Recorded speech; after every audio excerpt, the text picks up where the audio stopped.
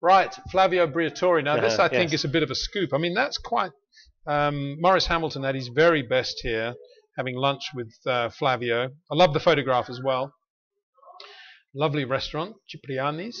But Flavio's own. Sorry? Flavio's own. Yeah, I'm sure it is. Actually, somebody told me the other day that he owns the biggest anaesthetics supply company in Europe. Right.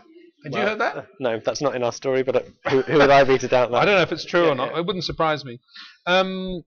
If what people claimed about Singapore was true, why did I fire Piquet? I had Fernando back, and for me, the second driver was not important. So what he's really saying there is that,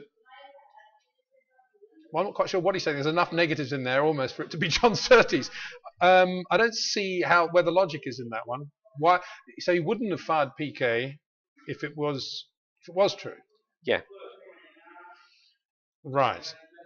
Because that would have made him look guilty. Whether it was true or not, Piquet was the guy that put the car in the wall under instruction. So, what's your take on all that, Anthony?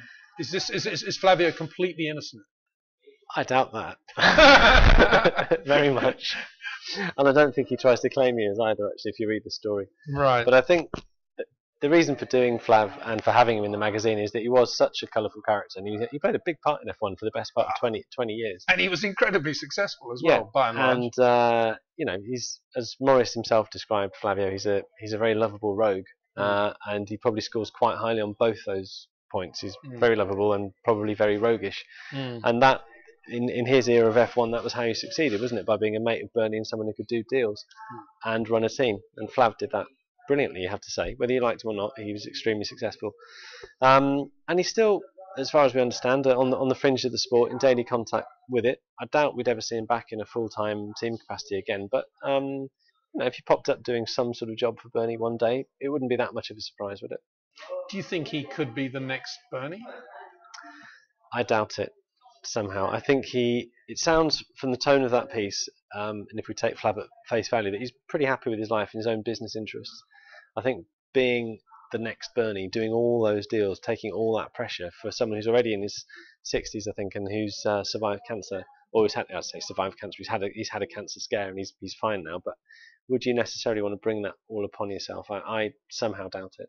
If you're Flavio, surely the answer's yes. Well, maybe. Watch this space. We're going to find out within the next couple of years, one way or another, aren't we?